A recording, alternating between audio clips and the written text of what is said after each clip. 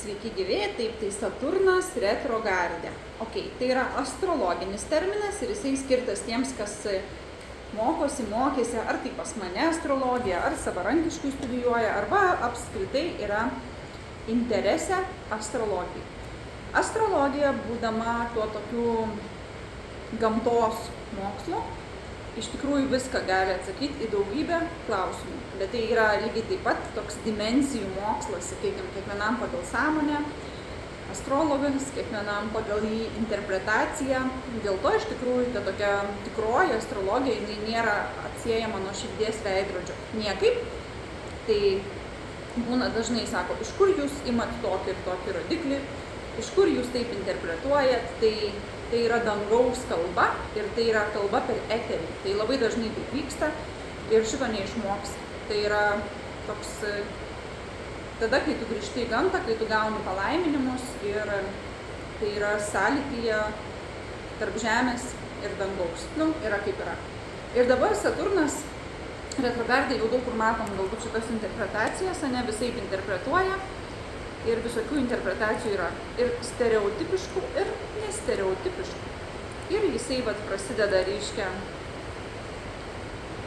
būtent Saturnas retrogardė nuo Liepos 27, tai šiuo metu darau įrašą būtent šią dieną iki gruodžio 11. Ir viso apie 138 dienas. Tai yra labai svarbus periodas dėl to, kad mes turim Saturną žuvyse pagal džotį švedų astrologiją, pagal tikrąjį matavimą, pagal tikrasias padėtis danguje. Dabar kas iš to, ką mums reikia suprasti, dabar jau kalbu ne astrologinė kalba, o tiesiog ta vadinama žmogiška kalba, nes Saturnas žuvyse bus iki 2027 birželio 2. Absoliučiai visiems žmonėms baigėsi ciklai kažkokie tai. Ir dažniausiai tas ciklas yra ten, kur yra jūsų Saturnas. Jeigu kas nors norėtumėte būtent analizės apie šitą dalyką, vieną klausimą, visada galite užduoti vieną klausimą ir, aišku, visos astrologinės konsultacijos yra mokamos ir tuoj paaiškinsiu kodėl. Dabar visokių galim matyti įrašų, teko matyti porą įrašų, kad kažkur kažkas kažką atjungė ir neva žmogus liko be jokių aukštesniųjų jėgų, jisai ten kažkur kažką. Tai iš tikrųjų labai keista tą yra klausyti, nes kažkam kažką gal ir atjungė. O iš tikrųjų jūs užbaiginėt savo žuvų ciklą.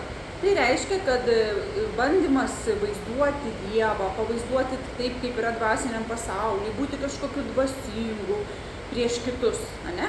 Rodyti savo įvaizdį kažkokį, tai visas šitas bliūkšta kaip kokie sudužę stiklai ir niekam čia yra neįdomu tas jūsų dvasingumas, nes žuvis jau savaime yra vidus, tai kas nematoma, tai kas paslėpta. Ir čia, kaip sako, parodyk man Dievą, parodyk, kad Dievas veikia, kad jisai turi kūną, parodyk man Dievą, ateina tokie ateistai mandruolėje, ne? O tu supranti, kad Dievas visada čia yra, visada, lygiai čia, tiek širdį, tiek čia, tiek toli, tiek arti, bet kadangi Majos uždanga yra tokia stipri, kad žmogus, arba kabutėse žmogus nenori to matyti, jis nori matyti tai, ką nori matyti, jis nenori to matyti ir jis niekada to nematys, nes jis nenori to matyti, jis mato tik tai, ką nori matyti. Absoliučiai viskas čia yra valdoma mūsų norų. Visiškai viskas. Jeigu jūs esat nepatenkinti savo gyvenimu, jūs vis tiek taip norėjot ir taip norit gyventi ir niekada niekaip kitaip. Aišku, yra tam tikri karmos apribojimai, ten nuopelnai už visus tokius dalykus, bet iš esmės, jeigu aš kažko negaliu gyvenime pakeisti, tai reiškia, aš labiau noriu šito negu ano. Ir taip visada galite atsukti į save tą veidrodį ir pasižiūrėti, tarsi aš noriu, dabar populiaru būti keliautojų, bimbinėtojų ten ir taip toliau. Ir reiškia, bet tuo pačiu aš bijau saugumo prarasti ir taip toliau, ir ten, kaip aš išgyvensiu, ir kaip man ten bus svetimoje šalyje, jeigu medūza įkąs Tailandė ir taip toliau. Tai, ir prasideda, tai reiškia, tokia, čia taip bendram suvokimui. O iš tikrųjų Saturnas žuvyse vis dar stebina, nes tik prasidėjo retrogardas ir taip žiūriu. Yra gal kokie tik tai 2 likę žmonės, kurie vis dar kažkaip projektuoja, pavyzdžiui, nes aš vis tiek astrologas, ten galbūt kažkokius labiau apie dvasinius dalykus, iš tikrųjų orientacija, tikrai niekam nesiruošiu aiškinti, kaip gyventi. Visi jūs turite rasti atsakymus savo širdį ir savo vidui ir prisijimti už tai atsakomybę. Čia labai mandri visi yra, nori eiti, kad kažkas už juos prisimtų atsakomybę, ar galėtum nuspręsti, ar man tuoktis, ar man skirtis. Viską reikia taip pasakyti, kad galiausiai pats priimtų atsakomybę. Tad jeigu taip bus, tai bus taip ir taip, jeigu tai bus taip ir taip. Iš karto pasakai priežastį, kame viskas yra, vis tiek nenori girdėti, užsikemša ausis ir nenori girdėti. Tai čia kiekvieno asmeninė problema. Tu nenori girdėti, prisimk atsakomybę, kad tu to nenori girdėti, nors tu ką tik šito paklausai. Bet labiausiai tokia, kas iškrenta iš tikrųjų iš bendro konteksto, tokia problema, tai taip pat norėjau paminėti, kad niekas nėra atjungta. Kadangi jūs nenorėjote iš tikrųjų aukštesnių jėgų, kadangi nepavyko galbūt to dažnio kažkokio reikiamo pasiekti, kaip bebūtų žemėje dažniai kyla, bet žmogus atsinešė kažkokius tos dažnius ir jisai, kad ir kiek besistengtų, jam nebūtinai tai išeina. Tai niekas nieko netjungia, tiesiog jūs nepasiekėt kažkokio tokio, ką įsivaizdavot, kad galima lengvai pasiekti, nes labai dažnai tenka, sakau, tu pasimk ir sakyk, aš šitą praktiką mantrą kartosiu, pavyzdžiui. Hare Krishna, Krishna, Krishna, Hare Hare, Hare Rama, Rama, Rama, Hare Hare. 1000 metų, 2000 metų. Va tada kažkas gal ir bus. O dabar nori kažkokios lemputės nušvitimo, kalbina kabutėse nušvitusius žmonės, jogus, nori kažkokio recepto. Tai yra 1 sekundės burgerio McDonald'o recepto. Nėra tokių dalykų, feikas, pamirškite. Saturnas žuvyse nuima visus rožinius sakinius, kad to nebuvo ir nebus. Ir taip pat apie būtent kunigėlio dingimą iš šito viso eterio ir pasaulio.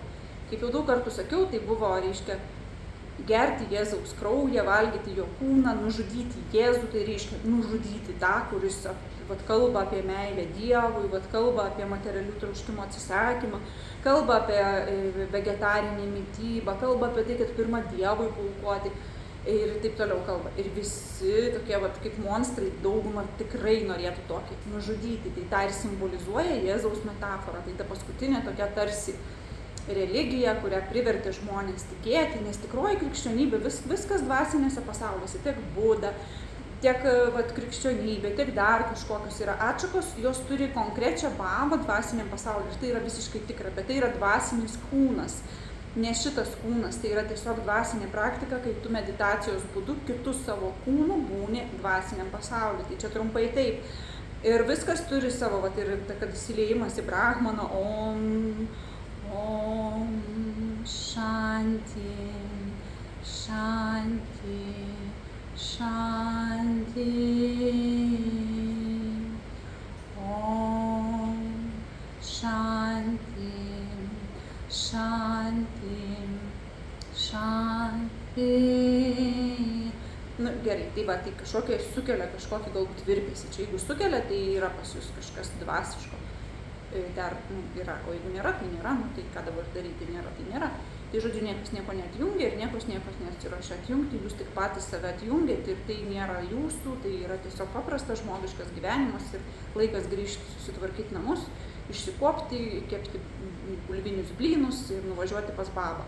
Ir viskas, ir paprastai, ir tiesiog taip kaip vyksta, taip ir vyksta, ir kiekvienam vyksta kaip vyksta. O kunigėlio efektas yra, kad kunigėlis reiškia tai tas, kuris krikščionybei buvo, kur klausų nuodėmių. Ateini klausytoją ir sakai, aš čia toks blogas buvau, čia susimušiau su broliu, su sese, ten pavogiau 3 centus iš babos piniginės, kunigėlį mane išklausyk, čia eini ir klausyklą ir okei, čia visiems dabar juokinga yra, bet kažkodėl kažkas tą darė.